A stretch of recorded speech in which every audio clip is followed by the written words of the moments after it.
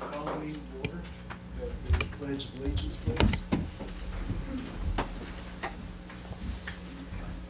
Pledge allegiance to the flag of the United States of America and to the republic for which it stands, one nation, under God, indivisible, with liberty and justice for all.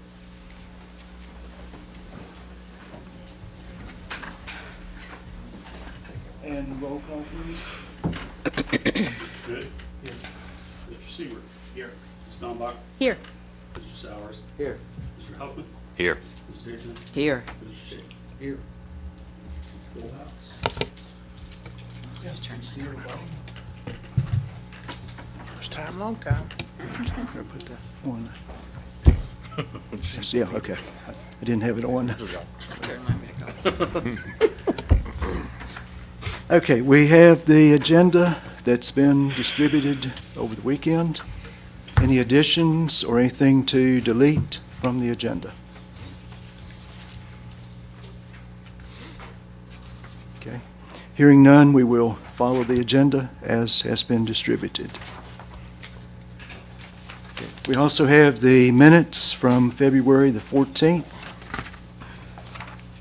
Any additions or corrections to the minutes?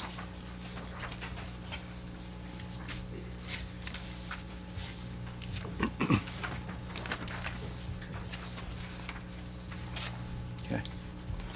Thank you. Okay. Motion to approve? I'd make a motion to approve the February 14th minutes as presented. Second? Second. All those in favor? Aye. Aye.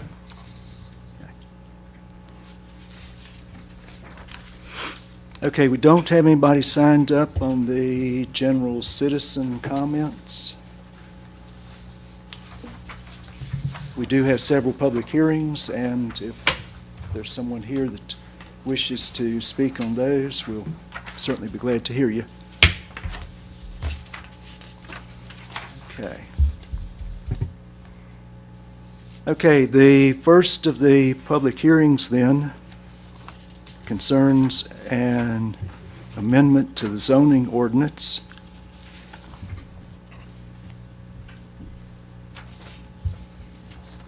This would provide that an application for rezoning, special use permit, or zoning amendment will not be considered within a specified time period not to exceed 1 year.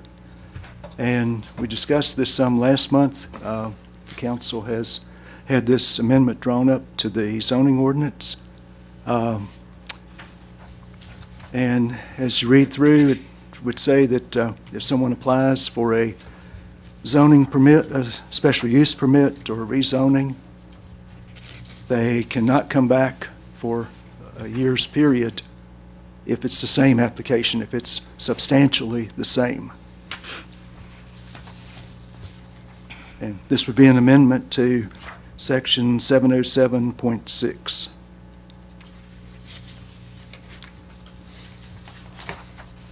Okay.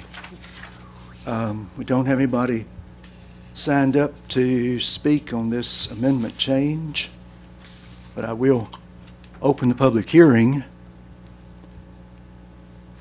if anyone wishes to speak. Okay, then I'll close the public hearing. Discussion from the commission members. Of course, I missed last month's meeting, but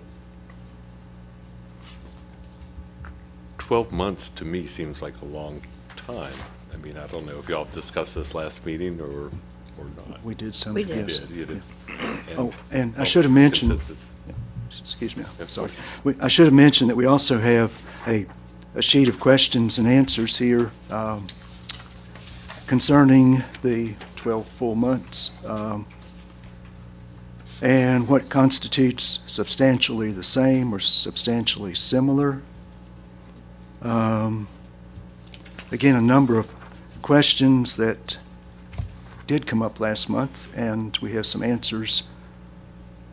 And I think probably the gist of a lot of this is that the applicant should have everything in hand when they make the application, making sure that all the information is presented and that it's thorough and complete.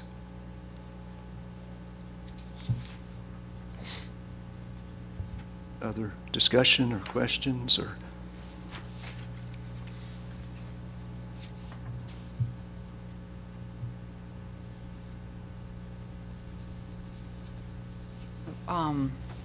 Again, I wasn't here either. I watched part of last month's meeting, but not all of it. But what prompted this? Was it prompted by anything recent? Yeah, there was a special use permit application that was filed to the town, went through the public hearings at both Planning Commission and Town Council. It was denied for a variety of reasons. And then within the 30 days, the applicant submitted pretty much the same exact application for a special use permit, with 2 of the issues had some response, but the other 6 of the 8 did not. And so I think the council was a little perturbed that the majority of the issues that were the reasons for denial were not addressed. And the 2 primary reasons for denial were not addressed at all. So that prompted them to consult the town attorney who produced this ordinance, and then that came down to you guys to work its way through the process. Town council ultimately approved this? They did on a limited basis. And they, right prior to the meeting, a couple of the other issues information was brought into the meeting, but not in a Formal timely manner, enough fashion yeah. for either the planning commission or the community to comment on those potential responses. So that kind of prompted the ordinance. So, but if the town council ultimately approved it, albeit on a restricted or limited, wasn't there merit then in it coming back within 12 months? Potentially, yes. I think the big issue that I got from it was that it seemed a rather hazard and piecemeal situation that was immediately thrown back into the town's, the planning commission and the town council's venues without taking the time to actually go through all of the items and then present a fully complete resubmittal that addresses all the topics. So I get that. That's a kind of a waste of our time if we don't have all the information. and it prohibited not only this group from being able to have 100% of the answers that the town council reviewed at their meeting at the time they received the temporary approval, but it also prevented the community from having that same amount of time to be able to, look at those modifications or potential responses or answers and provide input too, so, I totally get that. I'm stuck on a year yeah. from that. I mean, I think that's a long time to like, I joined the absentees last month, but I did read all the material, and I can understand where you're coming I do from. too. But does it happen that often? This is the second time in 16 years that I've seen it, Right. so it's So- not. so it's my not con- significant. My concern is that we're amending an ordinance and fixing a problem that we really don't have. If it's only happened twice in 16 years, I don't know that every single person that submits a special use permit or a zoning application, punished is probably a strong word, but should be subject to the burden of 12 months. sometimes you just don't have all your information. Well, and so what I was asking, my biggest concern is that sometimes I understand the spirit of this, and I agree. Nobody wants staff to waste their time. Nobody wants extra expense to the town to run additional public hearing advertisements. I get all of that. But the applicant does have to pay us another fee. Right. Another $750. That covers those expenses. My biggest hangup is that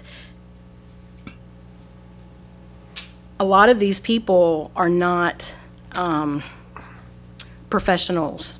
Like the people that are doing the development out behind Walmart, those folks know the ropes. They know the process. They know, they've done hundreds of them in lots of places, and they know what they need to have.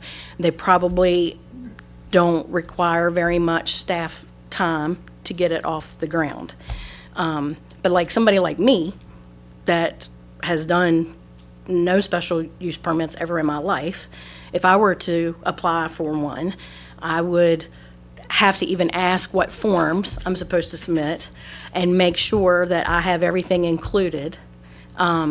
I would want to meet with the planning person or the zoning administrator or the town manager to make sure I had everything I was supposed to have.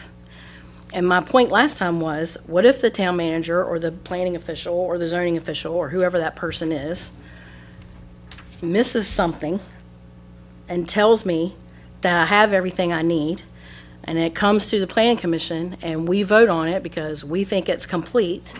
It gets to the town council, and the town attorney who attends those meetings says, oh, well, this document has to be notarized. And so they deny it because it's not a complete application.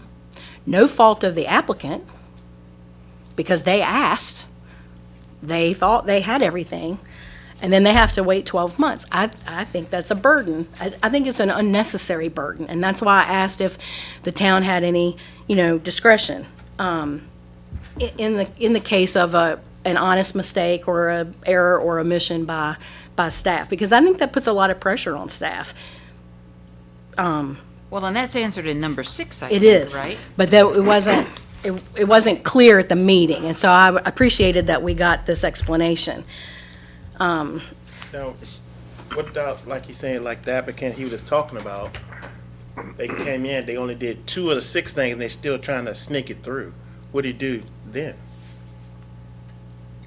Well, If they didn't do everything that you're supposed to do, then that's not an error of staff. right?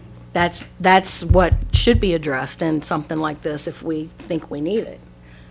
But if we've only had 2 occurrences in 16 years, Yeah, I understand that part. I'm saying, what do you do for somebody who's trying to do that? A guess lot of that's times, a lot of times we get applications or applications from applicants that don't know the right forms, they don't know that, but they want the item on the very next agenda because they're in a hurry. And I gotta get this done. I bought this place, I need a special use permit so I can start servicing the debt that I used as an investment property or whatever they wanted on that next planning commission agenda, the first one they can get on. complete or not complete, totally filled out or not totally filled out. They just want it on the agenda. And so, that's one of the biggest challenges we have, is trying to get it reviewed, get the responses out to those applicants, get them to submit the correct and complete information, and then still be able to meet the advertising deadlines to be able to meet that next meeting. When we don't, boy, we catch it, because now they've lost another month. Because you lose 30 days right there by not getting it in, getting your ads in time. So it seems like the majority of applicants really they're not Barbie. They really don't care whether it's complete or not. They just want it to get advertised so they can get an approval. That's really what they're asking. But this ordinance this doesn't speak to our denial. It's really, my concern is if we approve something because we're understanding that it's complete, and the town council denies it. Which is, I think in recent memory, that has happened. Yeah. Because this says here, also the fact that the planning commission and town council hold separate public hearings gives the applicant a minimum of a month to address concerns raised by the planning commission prior to consideration by the town council. But the one that I'm thinking of, we had approved, so the applicant would have thought as well that, that everything looked good, right? Right, and so to the applicant and to the public that are watching, I don't want it to look like, or I don't want people to have the perception that we're playing a game of gotcha. Or that we're discouraging. I think it would become discouraging. It is. And for a 12-month wait period. It is, and I don't. We want to be supportive of people wonder if wanting we to start would- business. And I guess every situation is going to be different, but like I'm looking at an email that you sent out to another applicant this month where you said, can you email me the following? You were very clear with the 4 different things that you need. So in a situation like that, then the onus is on the applicant. Right. Because you're flat, I know each situation may be different on what you need, but this case, these things are very, very cut and dry and simple, and, shame on you if you don't get those to us. Because Yeah. these here, and I don't know if you have the documentation saying, these are the things we needed, and I did, and part of that was my issue. I thought that they were in, that the applicant had already submitted. And so I emailed the questions out, and the applicant the very next morning had submitted Right, those yeah. couple of things, and, so I guess part of it is every application, every applicant is gonna be different moving forward on any of these special use permits, or any rezoning request, or anything that comes before you folks. So the only thing you can do as a commission is to treat what you have at face value and make recommendation to the council based on that information and based on the ordinances of the town. And if it's a denial, then that's a recommended denial. If it's a recommended approval, then so be it. And then at that point, it's really in the council's lap to decide 30 days later, to decide whether, at their public hearing, whether they agree with that assessment or they have other issues or other concerns. And so, I can see both sides. This was originated out of the council, and they sent it down for public hearing to start that process. Well, and like the other said, I understand the spirit of it. I too believe 12 months is too long. I think that's just too discouraging in an area where we're welcoming and wanting to support and nurture small businesses, large businesses. Would you to come. consider, giving everybody one opportunity, and if that fails, then it's a year? What I would say is that your decision tonight would be to act, the first decision needs to be to act on making a recommendation based on this ordinance as it's currently printed. The second thing that you might do is if you have a recommendation to say either everybody gets one freebie and then the year applies, or instead of 12 months, it's 6 months, or something like that, you can also send that recommendation to the council along with your decision on this ordinance as it's written. But basically, this was the ordinance that was advertised, this is what they had created. Okay. And your first decision should be on that, and then if you make other recommendations, we'll certainly take them to the council. No problem. So the other instance that you can remember in 16 years, did that one come back immediately? Pretty you remember? quick, Pretty quick. Pretty quick? Yeah, it came back within like 45 days, and They really didn't change anything. And did that one ultimately get approved by council the second time around? No. Okay. No. So what it was, there was really, from what I recall, there was no substantive change there. Their attorney, who was, believed that they had a complete submittal and that it should be approved, and when it didn't get approved, then it came back again, and it didn't get approved a second time. So,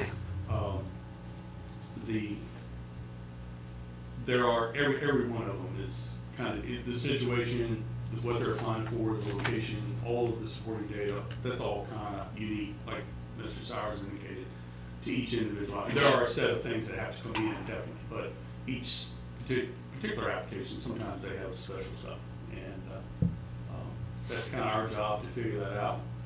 And Right. And so that leads me to my next point. I appreciate that you said not every applicant is a Barbie Stumbach. I would like to say that not every zoning official is a Brian Chrisman either. and Yes. that's, I've worked with you long enough to know that you're very thorough. You're very citizen and business owner, property owner friendly. And I have confidence that if you're meeting with an applicant or answering emails from an applicant, that you're giving them the correct information because you've been here long enough to know it all. And that the chances of you leaving something out or missing something, that's not a big chance of that. I would try to. But you're hopefully not always going to be the zoning official. Maybe not, Maybe. And this ordinance is going to be an ordinance for a long time when you're maybe not here anymore. And I just, and I'm satisfied with the town attorney's answer, that if staff makes an error, but he says he says a legally significant error. So I don't know what legally significant means. The zoning administrator would make that decision, but what's gonna happen is, part of the process too is that, and the public hearing planning commission, when I said we, I didn't always mean just me and the staff, I meant me and the commission, because our job here is to take the first long, hard look at this, each one of these applications come in, and if there's something that could be a little better, could be a little clearer, a little bit more informed, or we need additional information, that would be, say, like you do an approval, but you pick option number 2 on the suggested motion, and you add, I want you to go get A, B, C, D here. Because moving forward, I think you're gonna have a much better chance at approval at the council level if you have your current application plus these items. I mean, one of my jobs is supposed to be if, say, one of the applicants submits an incomplete application, and we're right up against the deadline for being able to submit ads, my job is to turn to them and say, I really think you should wait a month, pull this from the upcoming meeting, wait a month, get the items that you need, and then let's go ahead and advertise this. Because I'm not doing these people any favors by trying to just go ahead and send it through with whatever they've got, because then they end up in situations like this. Sometimes that's going to be turning to the applicant and saying, having the intestinal fortitude to say, I don't think you're ready to go through yet. You'd be better served by waiting 30 more days and getting these pieces A, B, and C, and then I think you have a much better chance. That's part of our job, to be able to tell those applicants that, and not just kind of send them through with whatever they got, because when you do that, then you end up in situations where you folks aren't happy with the result, or you have to make a partial recommendation, or it gets to council, and then they're definitely not happy with that result, and then it puts the onus back in the applicant's lap. So, but it still goes back to, you may not always be here to be that That's thorough, true. and I thought that's a very good It's point. true. And, I think, what's to say if somebody is negotiating a lease or purchase or something, and then that's denied, and then it's 12 months? Right. And that's the point that Ronnie made last That, time. they could lose that opportunity. And I still am kind of, I can't get over the fact that it's happened twice in 16 years, and yet we're painting it all with the same paintbrush now. And Well, and we've done a fairly good job as a town, I think, in trying to provide good advice to applicants. there are times when the applicant does not take that advice, and they want to send it through anyway. And because they're in a hurry, or they have a financing situation, or they have some other pressure that they want to get that thing moving. It typically turns out in those situations that they don't get very far in the process. And they really wished if they could roll back time, they'd have taken that extra 30 days on the front end to make sure they had everything lined up before they went all the way through the process, paid the fees, and still got a no. So it goes both ways. But I think that you really, we have an obligation, so maybe, I'm not gonna dictate to the commission what you guys wanna do, but, what you could do is you could say, we do recommend this for approval, but with the following changes, or we don't recommend this document for approval, for recommendation for approval, but we would ask the council to consider reducing the time frame from. So that's not one of the 6 months. conditions we could say, so we would have to deny it and then come back and say, Yeah, we because would this- consider it with a lesser amount. Right, this was advertised the way it's written right here, so. Because I think it's just anecdotal. I think we have two examples. Well, our suggested motions have one that says that we recommend to council for approval with the conditions noted. But he said conditions, a noted condition could not be a lesser. Right, because it has to be re-advertised, because it's a different Right. ordinance. Right, so your best bet would be to take vote on it as it's written, and then you could also make a secondary motion that said, but we would make a recommendation for approval of an ordinance like this, but please consider reducing the time period from 12 months down to 6 months, or everybody gets a free bite at the apple, and then after that, you have to pay the 12-month penalty, or whatever you guys. I mean, I think I would feel better about it. I don't know about everybody else. I think I would feel better about it if the actual language of the ordinance spoke to staff errors and omissions, like not counting, and if it was a shorter time period, because those are really my big hang-ups. And I think I'm not sure that I'm not sure that a lot of people understand the process. And so I think there's always room for better communication of the process. And I don't mean just staff. I mean the commission, the town council. Like when we discuss things in these meetings and we talk about, well, it needs to go to, like every once in a while, it might be helpful to folks that are listening and reading minutes, if people read minutes, to actually review what the process is and why it is and how it works. Because I think if more people understood, we might get fewer people coming to us with incomplete applications if they really had a better understanding of the process. Again, I'm not opposed to the spirit of it. I'm not sold that it's necessary, for one thing. And I think 12 months is a burden. I would wonder still if we can't modify it in some way, that they have 2 weeks to come back and correct it. After that, it's a year. It's some technical situation that can be very easily rectified once it's been, I don't think Rejected. 2 weeks would do it if well, there's, or if there's whatever. a month. Well, I like the month. one, you could possibly have A month. one do One over. mulligan? One mulligan, yeah. I mean, Yeah, that that's- could be the next month. If time is of the essence, you've got, don't bring it to the, and maybe that's something written in the application, like a line or something, we have this at this word, and now you would have one opportunity to present this again. Subsequently, if it doesn't get approved, you would have a 12-month waiting period. So it sounds like we need to vote on this part first, and then if everybody is, if everybody's in agreement, the majority's in the agreement, then we say this is what we'll send back. How about this as a recommendation? Is that what Yeah, you're saying? and the thing is that the commission can make any recommendation it wants to be canceled. It doesn't have to be just these things are written down here. So if you guys say, now, what I will say about the the one piece is tracking applicants to know whether they have applied within the previous 12 months or whatever it is may be a little challenging, because just because the applicant is Brian Sowers this week, the application may come in under next time as BRS LLC. It would be the exact same parcel on the exact same action on the exact same piece of land, but the applicant, quote unquote, would be different. Well, so tracking who applies where for how long, and basically the process, once you start the wheels moving on the planning commission advertisements, it's 2 weeks in advance or 3 weeks in advance Yeah.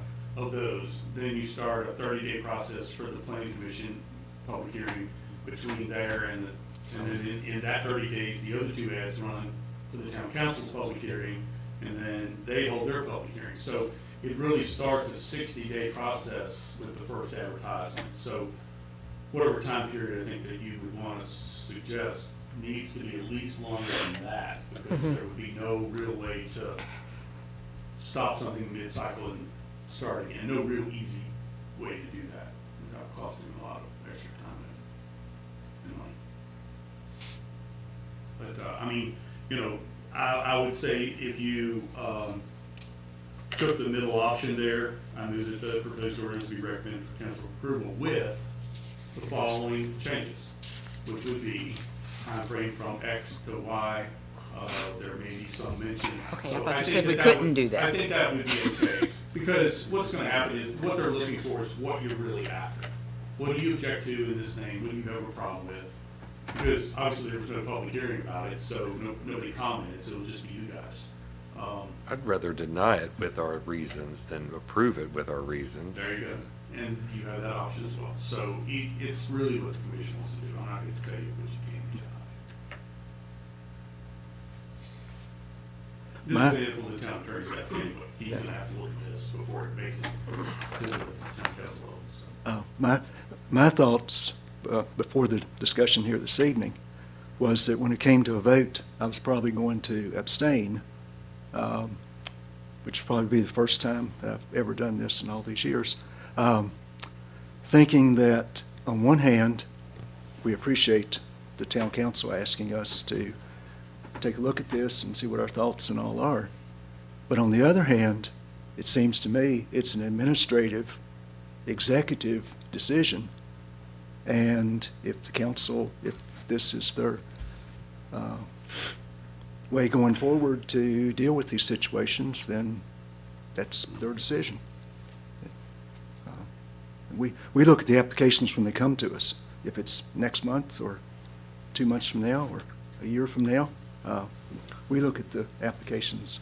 But right. don't we That's have true, to approve a but- zoning ordinance? But we can't box out people just because they've made mistakes, or we need I'm more not worried about information them for making them. mistakes. I'm worried about us making mistakes and them getting punished for I'm it. not worried But about that. either way, I mean, but either way, but so if, it's just like anything else, Yeah. we could move that we deny it, the town council doesn't have to listen to us, Yeah, that's to your true. point. That's true. But I think Thank they you. need to hear from us that, Yeah. Well, I that think if this- that's the case, that And we these are denied, the and this is why, This is the and we reasons would that- yeah. love for you to reconsider it The with second, X, Y, Z. the second option does deny it if they don't agree to the conditions noted, the way I read it. Yeah, I mean, So Yeah, but it wasn't, what I heard Brian say before is that it wasn't published that way, it would have to all go It would be back. cleaner if you're not in, the majority of the group is not willing to approve it the way it stands. Then the cleanest way is to pick option 3 and then list the reasons why you would recommend it not for that ordinance the way it's currently drafted. That's the cleanest way. I mean, we didn't have any conflicting opinion from the public. So if we had a bunch of folks in the public saying pretty strongly one way or the other, then yeah, your decision up here may or may not be the same, but yeah, the cleanest way is what Bill's saying, which is pick option 3, list the specific issues that you have concerns about and potential remedy. And I can tell you, Barbie, what the town attorney's gonna say is there are no staff errors that will not result in a problem for the applicant. They're gonna get their bite immediately, not pay extra fees, not have to do anything new. If we mess up, It's on us, we have to own that. and Right. then- So I think it would be cool if some kind of language about that would be in the ordinance, so that people know. Well, we could say that, but he will probably not recommend that to the council. But I wouldn't recommend saying that either. I think that puts you in a vulnerable position going forward. I just think that language shouldn't. I think the whole thing puts us in a vulnerable position. Again, we've had 2 situations in 16 years. I think we are considering an ordinance to fix a problem that we really don't have. I mean, if we had 1 a year in 16 years, I mean, if we had 5 a year, if we had none for 10 years and all of a sudden we've got a slew of people who are submitting applications that are incomplete and wrong, and it's just costing a lot of staff time and, month after month after month, then sure. But like 2 in 16 years, I think it's unnecessary at this point. I probably won't be recommending that to the council, but but if you guys would like to make a motion, I would certainly record that along with your reasons for whatever. Okay. Are we ready for a motion? Who wants to try to word it? Well, I would just say, the motion's pretty fairly easy. If you're recommending for denial, the reasons noted would be the Length. things that Length. each of you have an issue with. Yeah. And if you don't have any issue with any of these things in there, then you don't have to say anything. But I'll write down the Okay. issues that you have. Okay, Okay? just, are you gonna go around the room? Well, I think our main concern was the length of it. Well, that and, to And- Barbie's, Barbie's, is it really needed for 16 years? So Yeah, that's I definitely- move that the proposed ordinance be recommended to cancel for denial for the reason of the length, and it's based on anecdotal Okay. facts. So the need for the ordinance and then the time of wait for the applicant. Anybody else I'll- have any other issue? I'll second that. Okay, John seconds. Other discussion?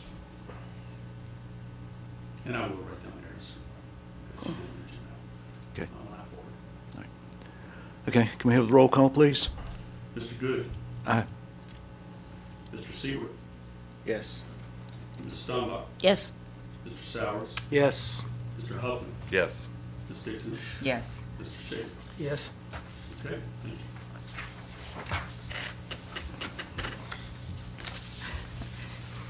Okay.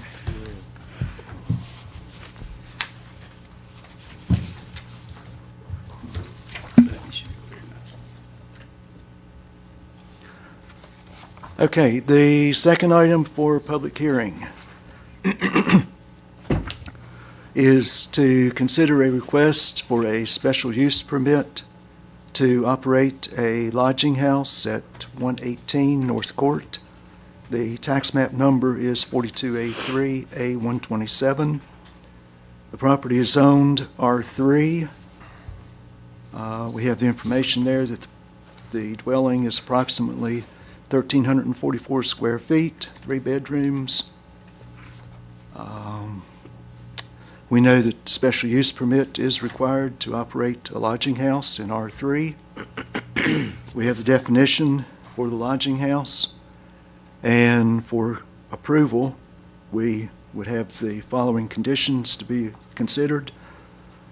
That would be compliance with Town Code Section 519, which is lodging house regulations, and that the guest cannot stay more than 14 days, and that the special use permit shall not transfer upon sale of the property or membership interest composition of the holding company. Okay, as usual, we have the zoning permit application, the tax map, tax record information, and the map. We don't have anyone signed up to speak at the public hearing.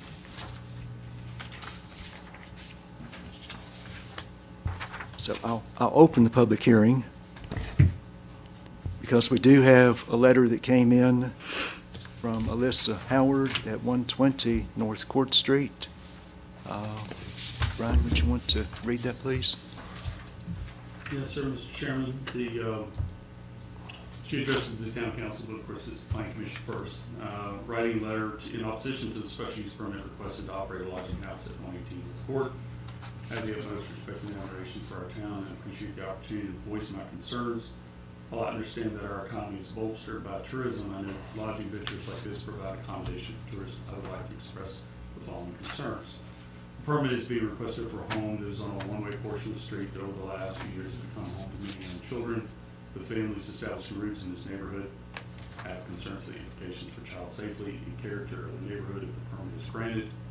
I would love to see the street in our neighborhood continue to grow with family, center, character instead of entrepreneurship. I have obvious concerns also centered around things like noise, trash, upkeep, and traffic, of course, which I'm sure that you as council members and commission members would ponder if this was a property adjoining yours. I know all of these things are dependent on management by the short-term rental owner, but the chances of mismanagement are always a factor when deciding on supporting or opposing something like this. Aside from concerns regarding the neighborhood implications and my personal impact as a homeowner, I also feel compelled to object to the permit on the basis of maintaining a housing structure in this county that supports our local residents. Short-term rental properties geared toward lodging for tourists are geared for lodging for tourists, but do very little for the everyday citizens of the county. As this property was recently sold, renovated, and purchased again with a special use permit now being requested, I'm sad to see another housing opportunity for our residents potentially fall by the wayside. Alyssa Howard, 120 North Court Street. All right, again, we don't have anybody that's signed up to speak at this time, so we'll close the public hearing and have discussion by the Planning Commission members. Mr. Kalinowski is here if you have any questions about this. It seems like you're going to use this as a residence part of the time and Airbnb part of the time. Is That's that right. correct? That's what we've been doing. We bought the property 6 months ago, and we've been spending about 40–50% of our time here since then. So, obviously, we like the area, and one of the reasons why we bought the house was actually the experience of staying in an Airbnb in Luray about a year ago, actually just down the street from the house we bought.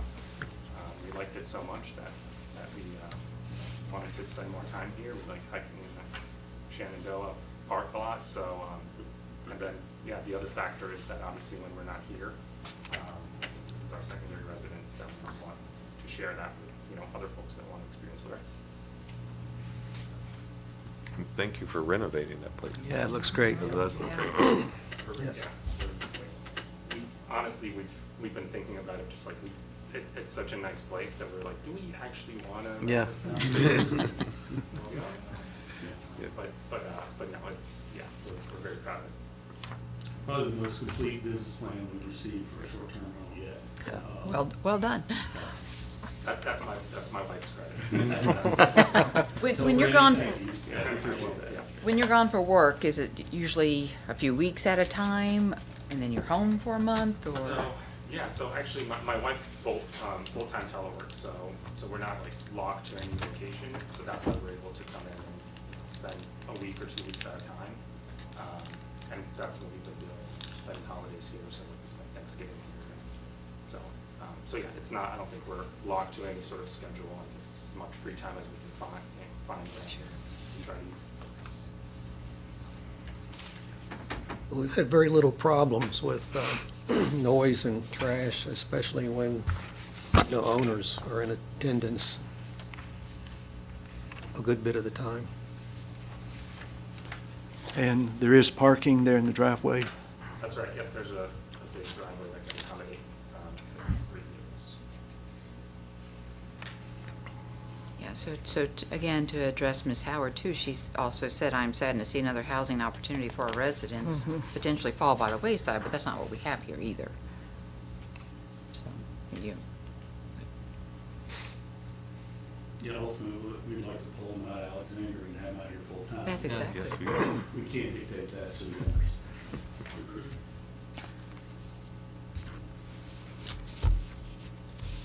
Other discussion or questions for the owner?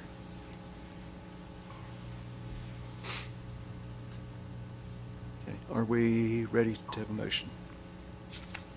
I would move that special use permit 24-001 is recommended to council for approval. And second? Second. And roll call, please. Mr. Good? Aye.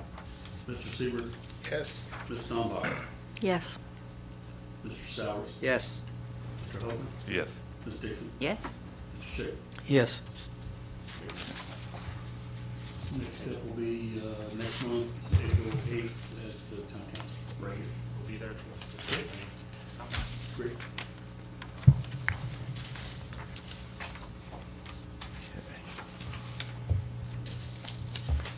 Okay, the next matter for public hearing, we are requested to consider a special use permit application to operate a lodging house at 202 Allison Drive.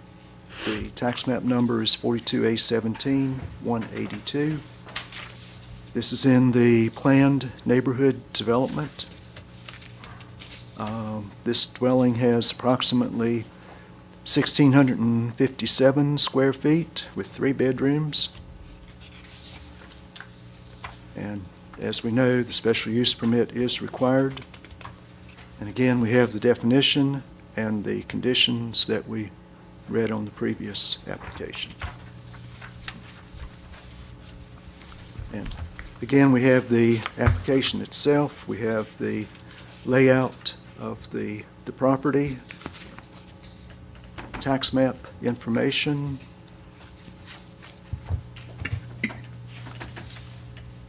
and some clarifying information from the owner to the town manager. This isn't one coming back to us. Is this a new? Yeah. We haven't had one at this.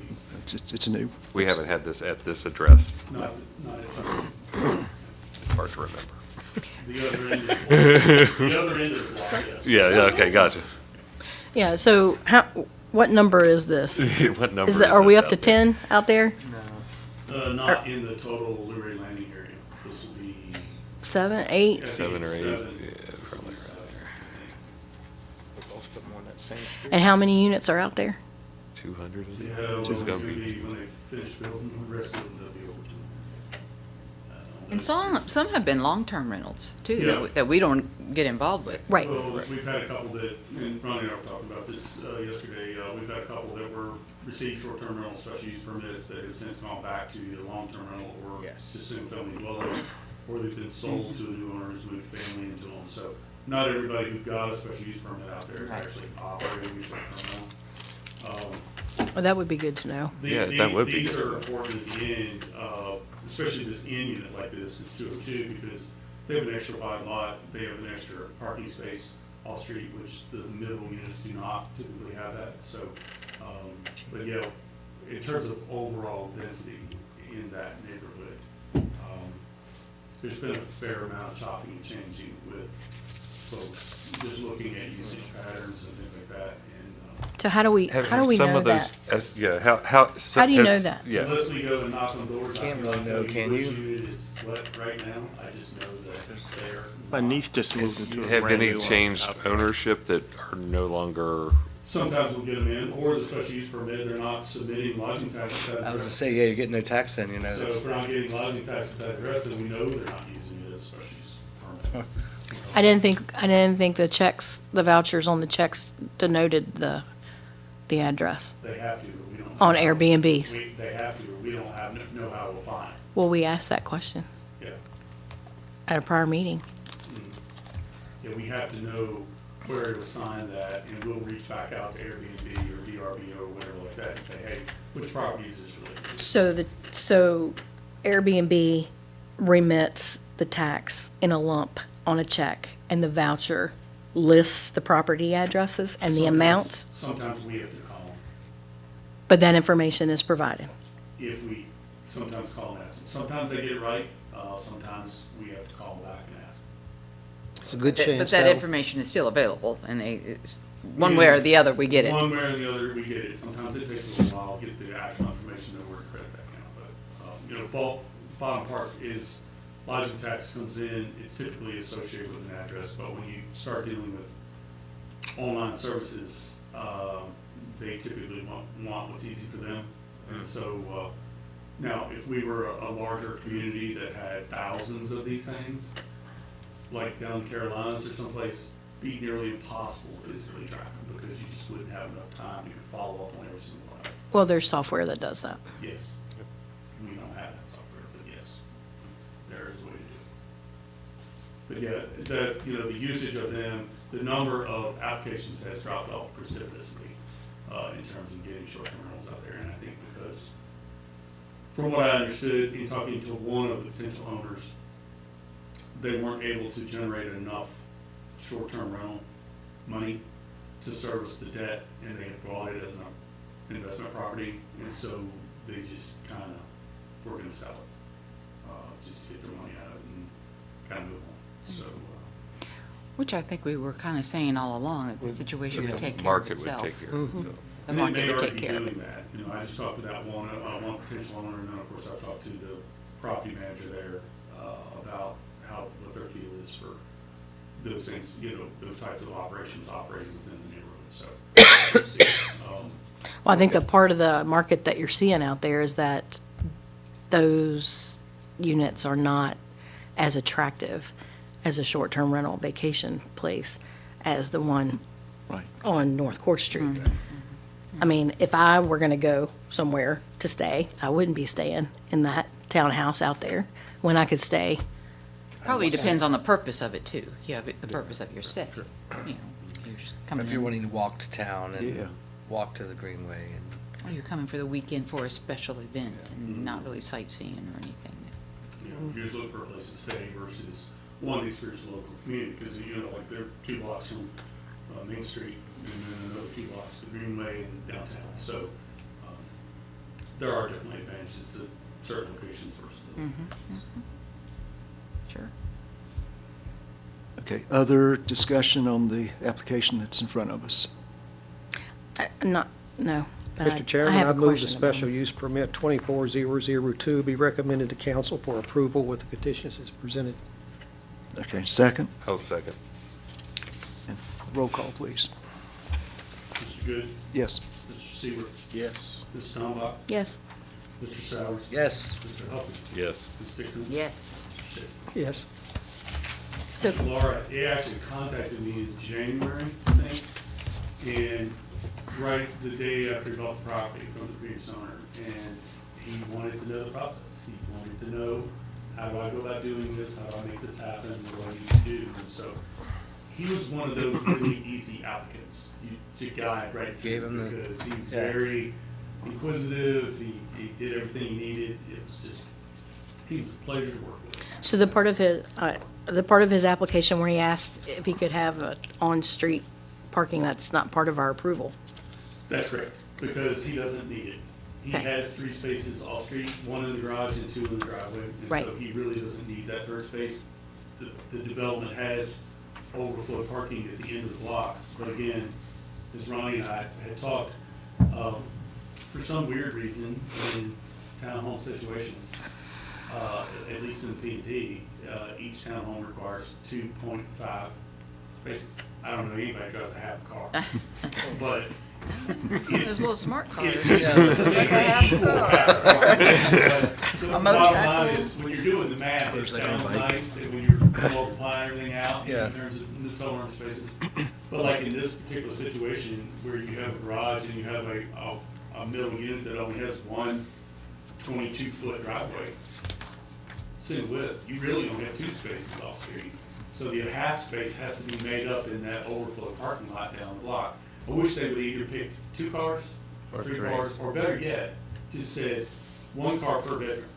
Yeah. So if you build 3-bedroom units, you gotta have 3 3 bed, off-street yeah. spaces. If you build 2-bedroom units, you gotta have 2 off-street spaces. Makes sense. That would have been much easier to implement in terms of plan review, application review, enforcement, all those things would have been a whole lot easier. So moving forward, if we get into that part of the ordinance one day, that may be something we take a look at, make a recommendation for change. Also, the residents out there can form their own association and change the rules that they currently have. That's right. And so they have. So when we asked that lady Yeah. that was here, she said it hadn't been, or it was explained that it hadn't been released to them yet. Yeah. Yeah, the HOA is still under the control of the developer.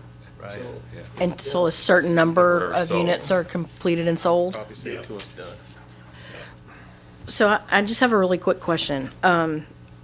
Talking about preferring that kind of unit over a different unit, like, so I think those would be really good for professional people coming here that need a place to stay, like travel nurses, for example. So travel nurses typically go somewhere for 4 to 6 weeks. So that would be under a long-term rental agreement for an owner, not covered by a special use permit, Correct. correct? Yep. It's more than 30 days. So you could do a. So what if, what if a doctor at the hospital needed a place to stay for 3 weeks? Check in, check out. That could be a short-term rental, that Yeah. could be a hotel or a motel stay, that could be a bed and breakfast stay, that could be a variety of lodging options. Isn't it defined, because this has come up before, it's like more than 30 days? Yeah. Is that, More than 30 days is long. Is long-term. We limit our short-term rentals to 14 days. Right. But technically, under state law, they can have up to 30 days. Right, that's what I've seen in other places. So when you're between 14 and 30, you would be a bed and breakfast or potentially a hotel or some of the long-term lodging places that some of the major chains have set up around. You know, I know Winchester has a lot of them, where the doctors come in and they'll stay for 6 or 7 months in residency, and then they'll leave. They'll clean that unit, service it, and then they'll put another person right back in there. So there's a wide variety of lodging types out there. It tends to get a little tricky when it comes to enforcement of all the options, but that's why we like to have really clear definitions of Right. what constitutes lodging. Right, Because okay, it gets a little hazy if you don't. thank you. Okay, our next item for public hearing is a request for a parcel rezoning from a dual zone designation. It's Part B1 and Part R3. And this would rezone it to B1. And this is on the tax map number 42A10, A18. Mr. Colby is here. And we've talked about this before and had action taken to get as many split zone parcels as we could into single zoned. We do have some recommendations if we consider this for approval. And those would be that the future business site development plans address the legal right-of-way and access from the rear of the parcel near the old right-of-way for the former Bixler's Ferry Road, which I understand is still a right-of-way. And such future plans would address the proper handling of stormwater and provisions for on-site parking. Of course, this would all be in the rear of the businesses on Main Street. And 3, due to the slope and grade present, that there be land stabilization techniques need to be employed by the owner to prevent erosion and damage to adjacent parcels. Okay, we do have the application for the rezoning and the tax map information and tax map maps.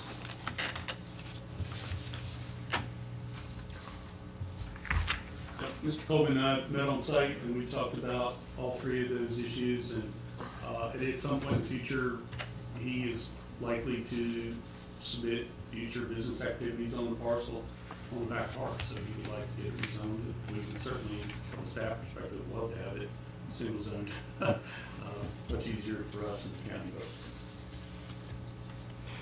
So the the parcels that are adjacent, the, obviously 17 and 19 on either side are B1, right? Yes.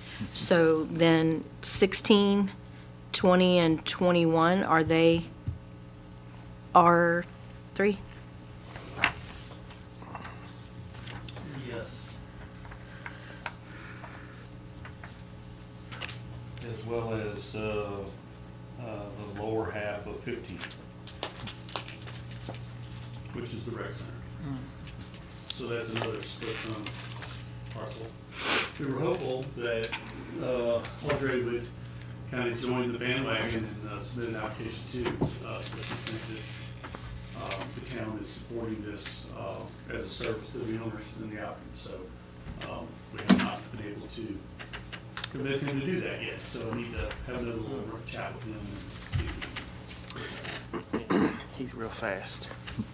So is there any impact on those other parcels to that being a B1? I mean, I'm in favor of it being B1. It's just gonna be one issue.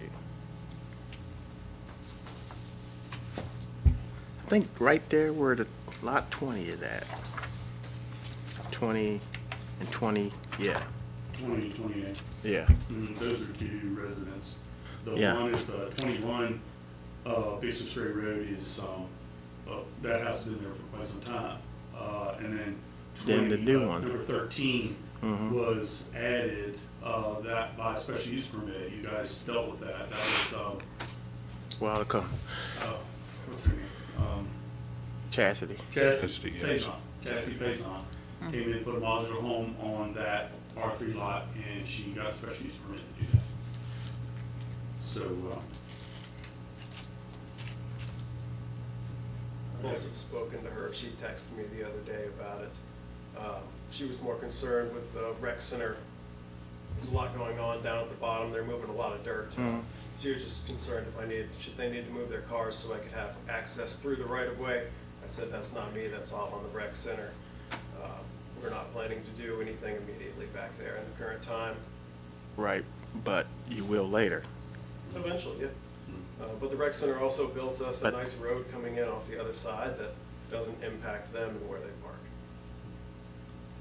All right, I'm yeah, just, does she park down on the road? I know that the folks in 21 park up behind the house sometimes, they park beside the house sometimes, and they park down on that right of way sometimes. yeah. So as long as that right of way, roadway was gravel, or we work together to gravel that, to get that, for public access. I mean, the minute that there's a business application that comes in there that would use that right of way, that still belongs to the town. So we would have an obligation to come in and help approve not only parking in that right of way, but access to that right of way. And I know that they're concerned about the number of vehicles going in and out, yes. She's mentioned that to me before, so. I said, it's a public right of way. Yeah. We can't really stop folks from using it, you know, it is a public right of way, so.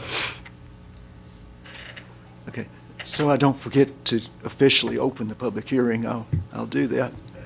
And we don't have anybody signed up to speak again, but need to open and close the public hearing, and then our discussion can continue. Thanks, Ron. Yep.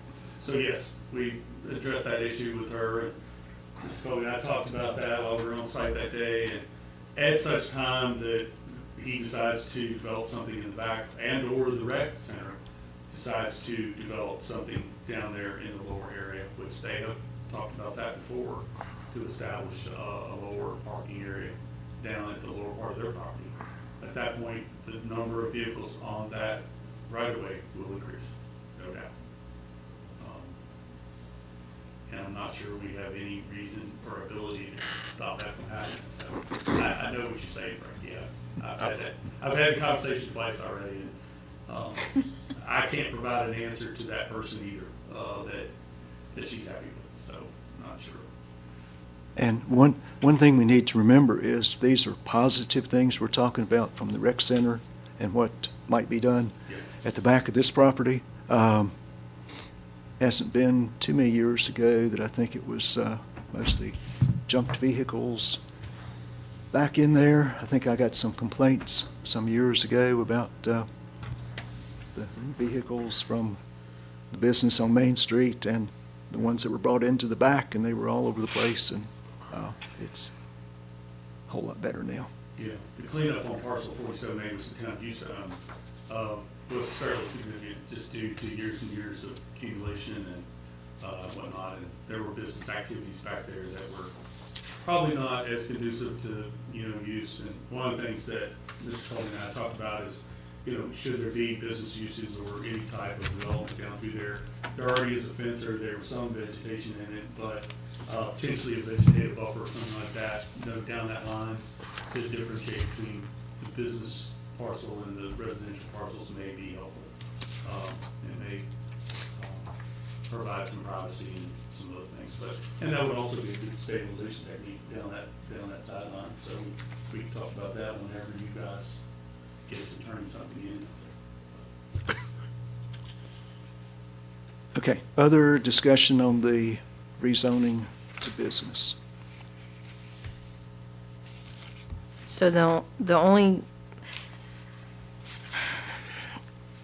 negative impact is from those two property owners' point of view with traffic concerns. There's no issue in terms of zoning with having R3, R3, B1, R3, like, it doesn't matter. We don't care that it's Well, they abut spotty like that. They abut B1 on one side already. All of those R3 lots already abut a business zone lot on at least one side Right. currently. So, yeah. Now, if you had a green blob out in the middle of a sea of yellow, Yeah. that would be a different story. That would be the so-called spot zoning or whatever you want to Right. call it. But that's not what this is. No, this is just a continuation of existing zoning a little further. The only spot, what I would consider a spot zoning that we ever did as a town was Fairview Store. Because it was, if you look on the zoning map, it's this little green blob way out in the middle of all these residential neighborhoods. That was the only one that I ever recall that we actually made a conscious wanted effort. it that way. But it's We've been been there for trying to about reverse 110. all of those, right? Yeah.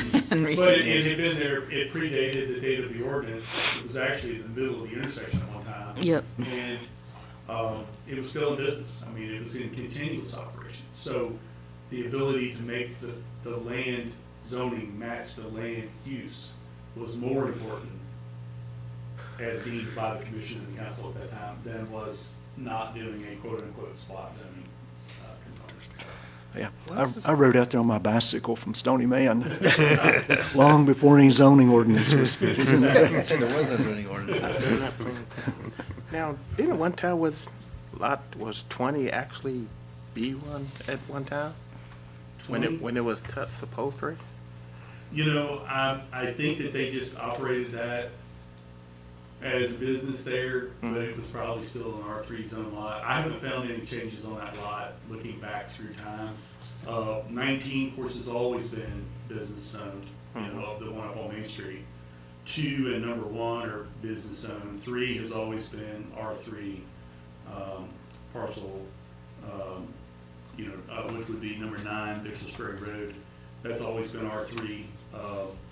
The lot where Chastity built was always R3, and then as far as I can tell, Frankie, parcel 20, which is 21 Bixels Ferry Road, that one's always been R3. Yeah, I know that one. I figured, because they tore down the old shop and that's where she put her house. Yeah, but I don't think they ever changed the zoning. I wasn't able to find any evidence of that. I did look back on that one. 18 has always been kind of divided, and 16 and 17 have certainly divided. They have a parcel line between them two. 16 is all R3, 17 is all B1. And then 15 currently is, if you connect the dots there where the 16 and 17 parcel line is, if you carry that straight across that parcel, it really is right there where kind of an old fence or something used to be. That's kind of the dividing line right now between the B1 and R3 there. Makes sense. And then, of course, parcel 19 is parcel 19 is R5, which is a big jump.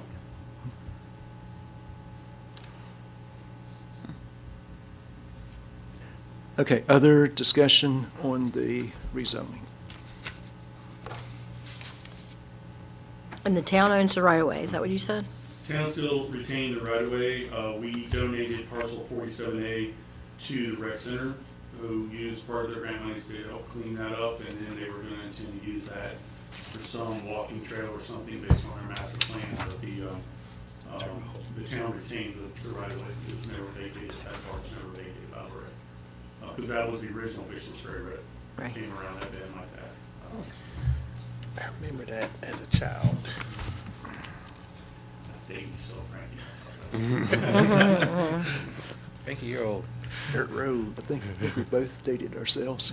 Before we're paid. Okay, again, other questions or discussion on the rezoning app? Okay, if we're ready then for a motion? I'll move the rezoning of 24001 be recommended to the council for approval with the conditions presented. I'll second. All those in, oh, excuse me. Roll call? Mr. Good, Yes. Mr. Siebert, Yes. Ms. Steinbach, Yes. Mr. Sowers, Yes. Mr. Huffman, Yes. Ms. Dixon, Yes. Mr. Shaker. Yes. If you get a call, give me a call, we'll go out there together.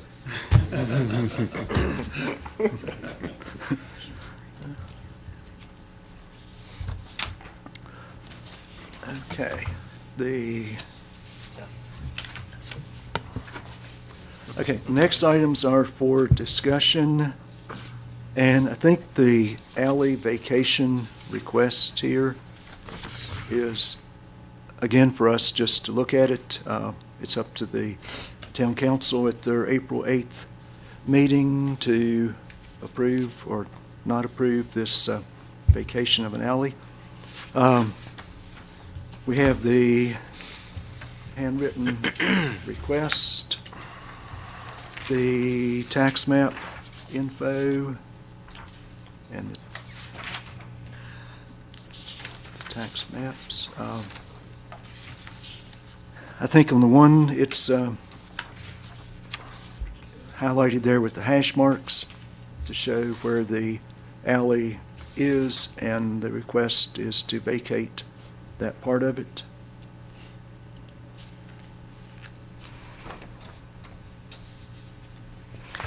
So I need clarification. This is the first one of these I've seen since I've been on commission. Can you explain, please?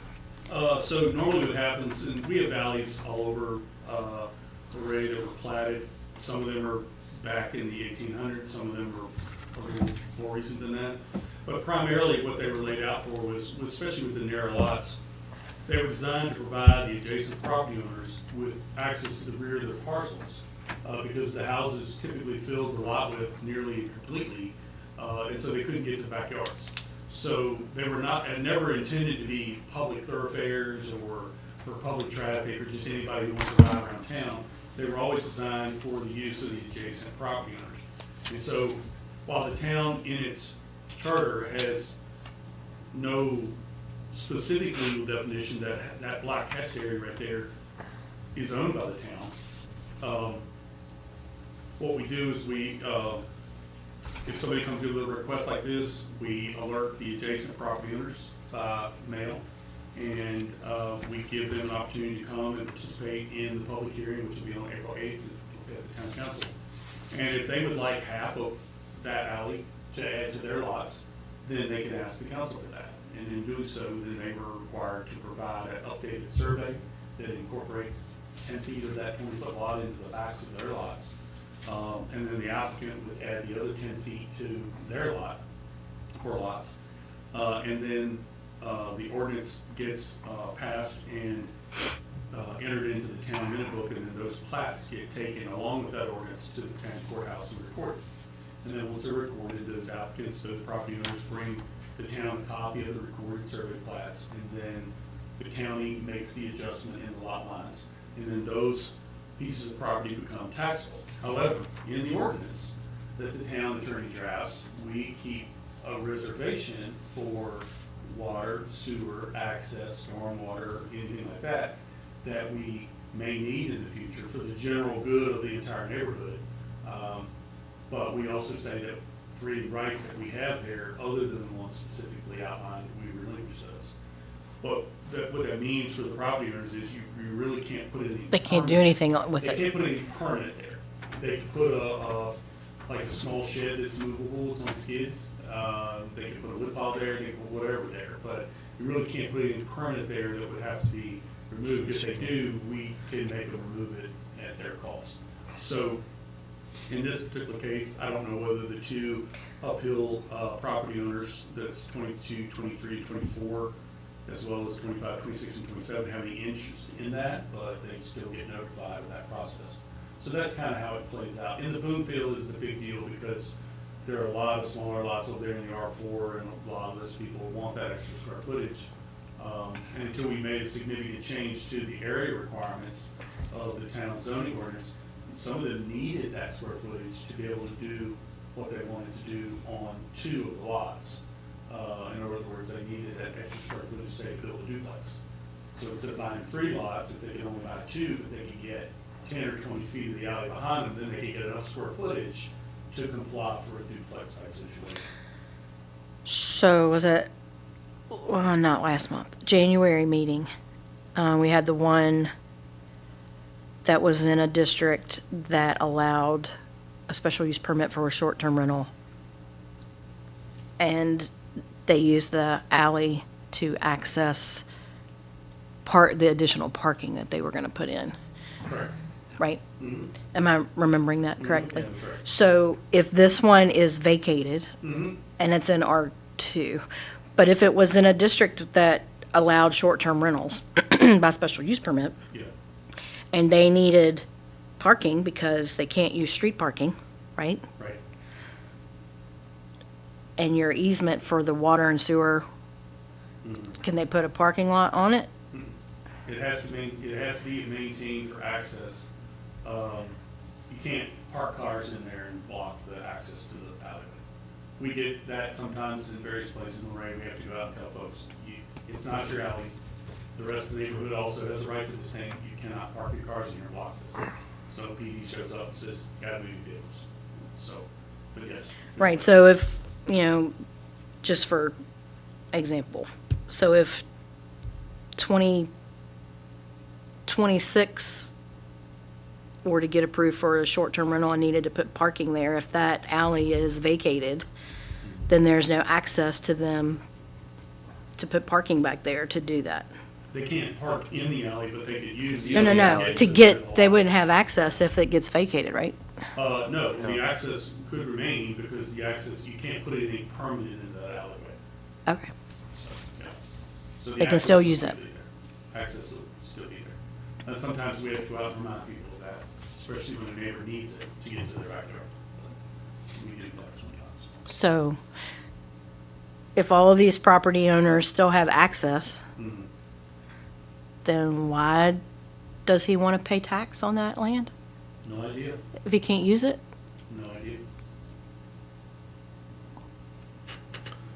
I mean, is that a dumb question?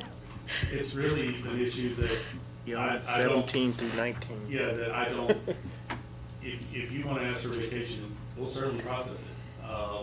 Your reasons for asking? For No, I vacation- know, but I just wonder if he's under the impression that, I wouldn't think so. I wouldn't think so either, but I'm curious. Yeah. Don't know. Next time you see him, you should ask. Okay. I do know that we'll probably get a submission in for an R2 dwelling on 17, 18, and half of 19 through a boundary line adjustment. That'll probably be coming in the next 12 months, 10 to 12 months. But that fronts onto North Oxford Street, so that really, the alley in the back really doesn't. That would be for a single-family house. That'd be for a single-family house, yes. Yeah. So, but yeah, alleys are a little bit unique. Okay, we don't vote on this, correct? Nope, just an information item, just to let you know, and to provide information on the process on how we typically do it, because it is something that we do occasionally, but not often. Now, if there's a dead tree in that alley, or something like that, then the property owners call and say, this belongs to the town, you need to come out here and clean this mess up, when it actually doesn't. But any other time, that's my alley, you can't park there, you can't do whatever, so. It just depends on the situation. You know, What about we- snow removal? We get it right, oh no, and when we don't do any of that. Yeah, because we're not convinced that we have any legal right to any of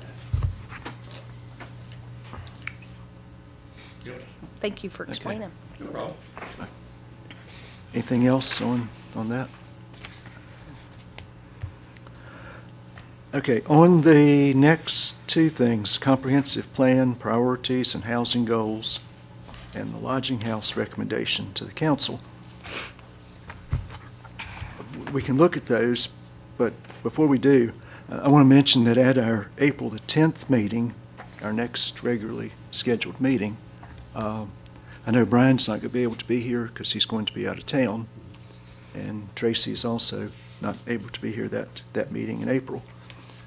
So we could possibly just not meet in April. We haven't done that for a long time, to skip a month. We used to have a couple months. Some years ago, we'd have a couple months out of the year that we would not have a scheduled meeting. So we could, again, not meet in April, on April the 10th, or we could meet on April the 10th and use it as a work session to discuss our comprehensive plan priorities and looking at housing and especially the lodging house recommendations to the council. I like that idea. I do too. Meeting. I think we're in But desperate you need of a wouldn't work have session. Brian, so that would, Yeah. Well, and I think, what I was gonna say there, and Ronnie and I talked about this the other day, I think the issue is that at this point in the game, especially for item 9A, which is the recommendation back to council about the lodging house ordinance, chapter 519.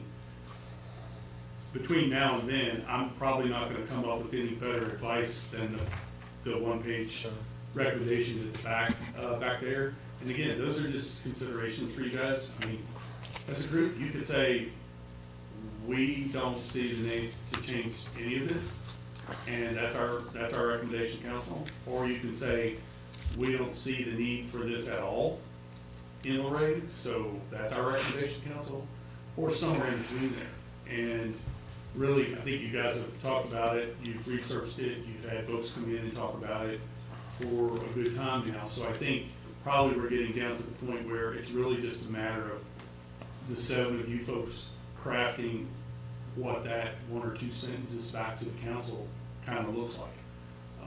It really boils down to that at this point in time. I don't think there's going to be anything shattering to happen between now and April 10th to change what I wrote on the last page. And really all you're looking at is the definition of lodging house and then the general regulations. I think the previous one, which is a better idea, the comp plan and the housing goals for Luray, that's certainly a great discussion item as a work session topic for the planning commission. But as far as the lodging house goes, it's apparent that there is a desire to have these types of lodging capabilities, at least somewhere in corporate limits of Luray. And right now, they're in a variety of places. Ronnie and I talked, I just saw an article in the paper late last week where the town of Boyce in Clark County went in and specifically put language, inserted it into the code to make it very, very clear that houses in Boyce would not be allowed for short-term rentals at all, anywhere in Boyce. Kind of an extreme thing that they did there. They had kind of a bad experience. When I read the article and talking with the folks there that I know in Clark County, kind of a bad experience with a property owner who owned several properties there. It was kind of clandestinely using them and causing problems in the neighborhood because there were no controls and everything like that.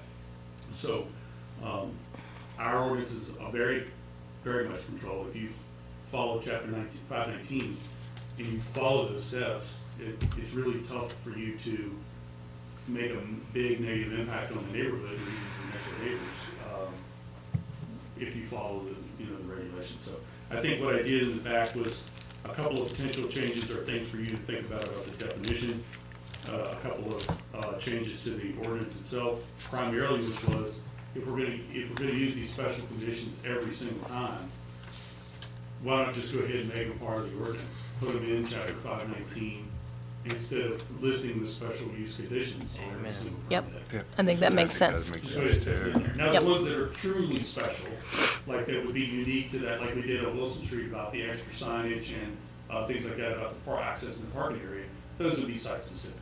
But for the ones that are kind of cookie cutter, we're gonna put them there, everything, you could incorporate them in to the ordinance. And of course, anything that you folks come up with, 2 sentences, 3 sentences, 2 pages, doesn't matter. My first thing is I'm gonna run it through Mr. Botkins, the town attorney, and just get his legal feedback on what you're suggesting before we ever route it up to the town council. Just to make sure that the recommendation passes legal muster before, it makes it down to their plate. So, that may mean a little bit of a delay. I don't think the council's in any hurry. I think what they want is a good, solid recommendation from you folks that's backed up by the town attorney's legal review and making sure that what we're proposing is legit and good. So I think that's a great idea. Okay. And you guys can look at this thing too. I'll leave the zoning map out for you to check and make sure if your memory is better than ours. I went back to 2016, pulled every rezoning application we ever processed, tried to make sure they were all right on the map. They all are right there right now. I marked Conrad's there as a little star, because that one probably changed, and then we'll probably have a change up near the Minson for the old hospital property that they acquired. They've done a boundary line adjustment up there. I think they're gonna pull part of that. They've already pulled part of that into the main Minson parcel. And so, but the underlying zoning still remains as R2. So they'd like to go ahead and make that be one like the rest of their parcel. Up there where I was born. Yeah. A lot of those were more there than so. Yep.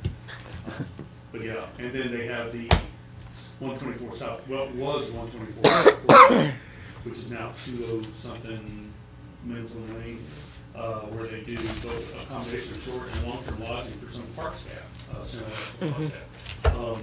They'd like to go ahead, that one's, pull that one in, at the same time. So, there's at least 3 parcels on there that will change from this version to what you guys probably voted on and signed, later. And the comp plan is on the website, town website. Correct. Mhm. Current comp plan is there, and it says 2019, but we updated it briefly in 2020 to add some things into the transportation section that allowed us to get better funding for primarily the Main Street Bridge project. Oh, yes, yes. That enabled us to crack into another $2 million of funding, because it was specifically listed in our comprehensive transportation development plan, which was pretty handy. But yeah, the comp plan's on there, and housing has changed significantly in the last 10 years, I can tell you that. And housing demand has kind of really changed in a way, I think. Okay, so consensus that we meet on April the 10th as a work session. Okay. Brian, can you give us an outline for that meeting? Yep. Yeah, so what I'll do is I'll replicate the packet. Since you're gonna meet that day, the minutes for this meeting will be in there. The agenda will be there that will kind of outline these 2 topics. The exact same information you see here will be there.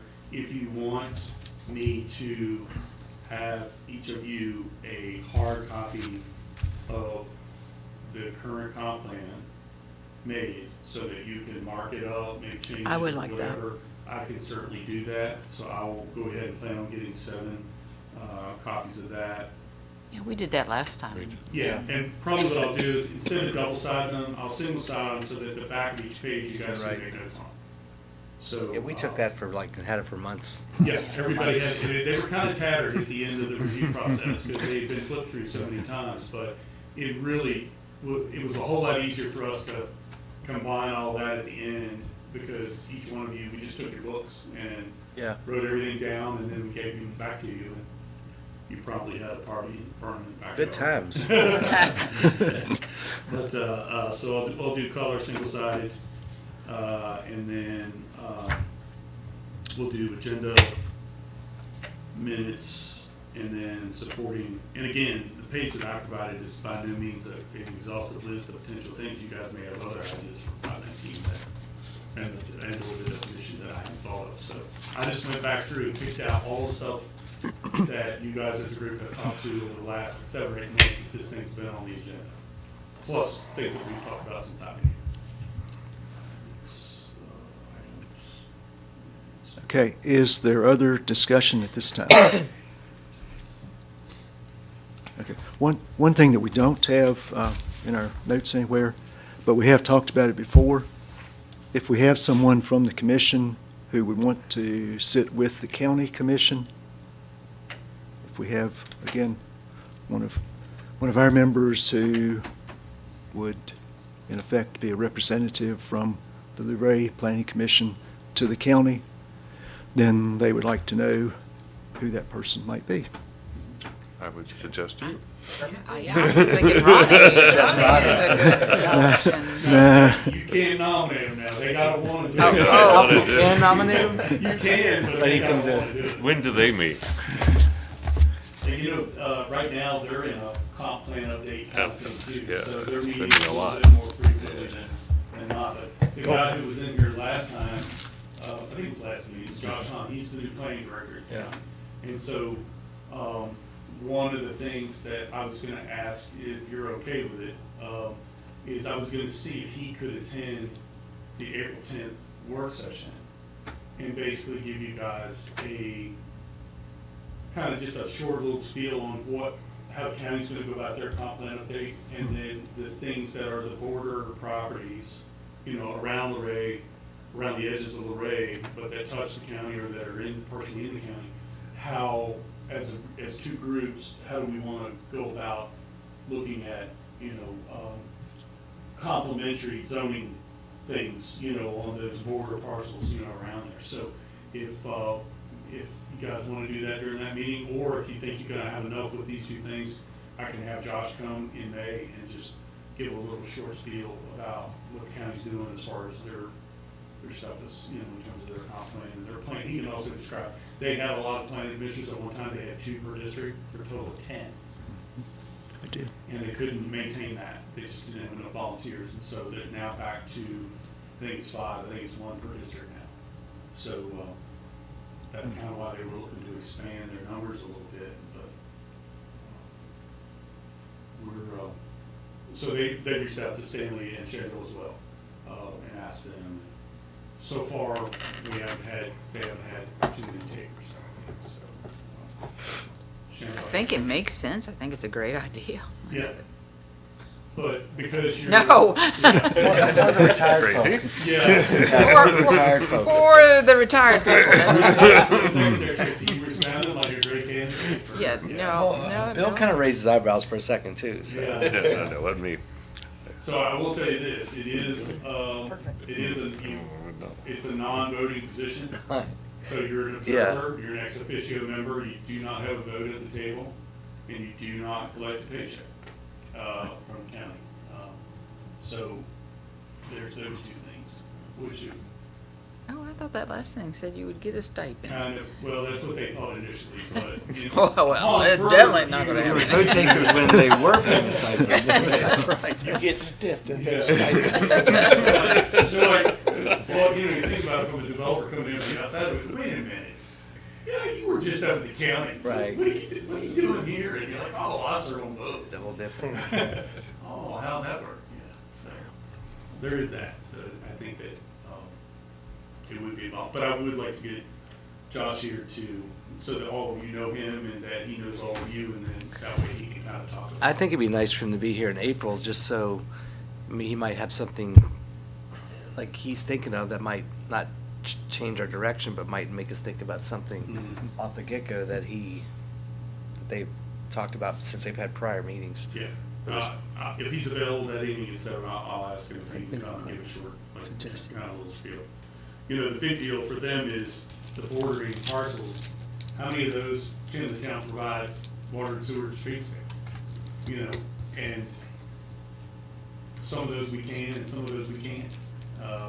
You know, so to say that we have all this capacity, we can just take them all in, no problem, and just slowly start marching outwards, you know, in terms of the size of Luray.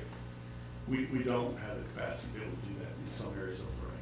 So that's gonna be more than just, we like that parcel and we want it.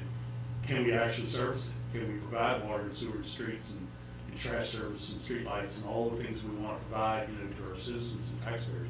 Can we actually do that? So, but I'll ask him if he's available. I'll see if he can come in, just participate for a little bit with the folks and take care of that. Sounds good. Okay. Okay, anything else at this meeting? Any updates, Brian, that we don't have on our agenda? None that I can think of. I do know that Landmark, Monday night, their subdivision plats were approved for the duplexes out of Luray Landing by the county, by the council with the 2 conditions. And since that time, we've also potentially found a way for them to legally not have to create their own developers agreement that's a standalone from the Baker developers agreement, because to do that would require advertisement, public hearing at the town council level and the planning commission level for that new development agreement to work its way up. But if they're able to essentially, for lack of a better word, cost share with Baker Development, share those responsibilities for that real estate, then they're able to do that and move forward a little quickly.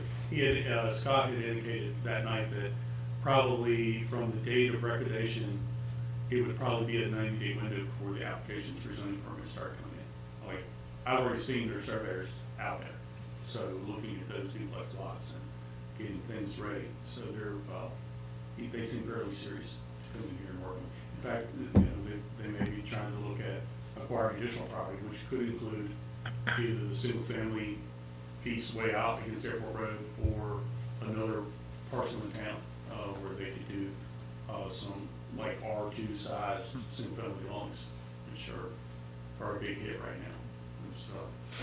Those 1,300 to 1,500 square foot homes are big sellers right now. So. And something might be going on with the building across the street. Correct, yep. That was mentioned by Jackie. Okay. The old antique building, I think, it's going to be a group come in and open up a meadery there, and then a tasting room for a local Page County cidery may go in right across the street, right where the old Chamber of Commerce used to be, the old Cody building right beside Uncle Buck's. So there may be a couple of additions there. See what you and the brewery started? Yeah. So we're just trying to figure out a way to get a pipe under the street into this building. So You did say meatery, not a meatery. Mead. Got it. Meadery, as in mead. They were like, they didn't understand that either. I was trying to explain where mead came from, and since it's made from The honey, Mayflower. it doesn't violate some religious beliefs, and where the juice of the grape or the fruit of the grain cannot be used for alcoholic beverages, but it doesn't say anything about honey. So, Sounds good. yep, and so that's going on, and we heard, I met with folks today about the all art warehouse building. Some potential buyers, investors that want to put potentially a mixed use type venue in there. Part business, part residential, long-term residential, and part commercial, with maybe some retail space, maybe